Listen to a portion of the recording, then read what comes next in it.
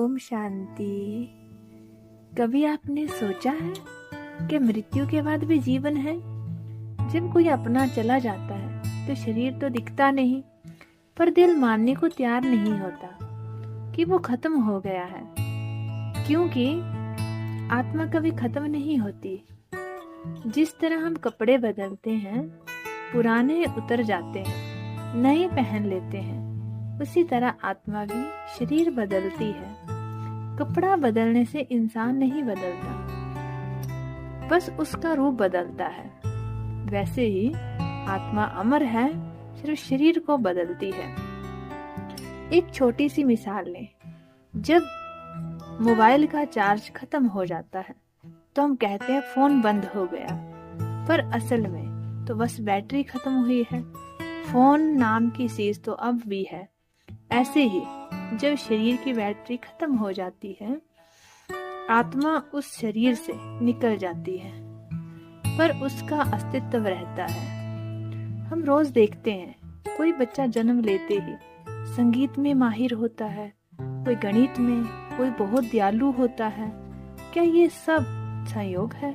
नहीं, ये आत्मा के पुराने संस्कार हैं, जो उसके साथ नए शरीर में भी आते हैं। इसका मतलब है आत्मा यात्रा पर है, कभी किसी परिवार में, कभी किसी देश में, कभी किसी रूप में।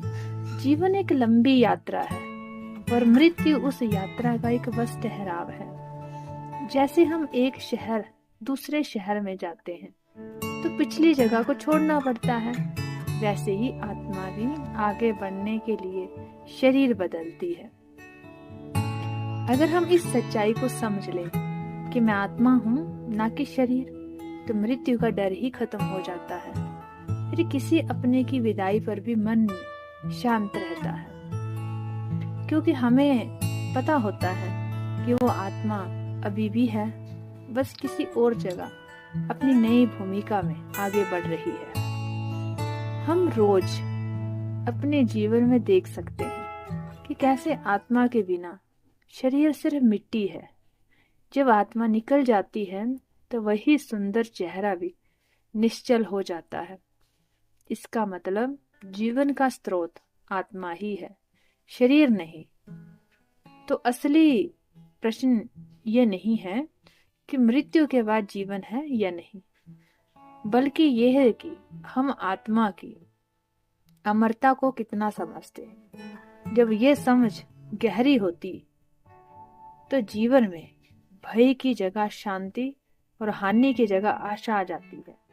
यही सच्चा ज्ञान हमें ये सिखाता है कि मृत्यु अंत नहीं, बल्कि एक नया आरंभ है, एक नई कहानी। इसलिए जब अगली बार मन में ये प्रश्न उठे, क्या मृत्यु के बाद जीवन है, तो भीतर से एक हल्की सी मुस्कान के साथ उत्तर दीजिए, हाँ, क्योंकि आत्मा कभी नहीं मरती। ओम शांति।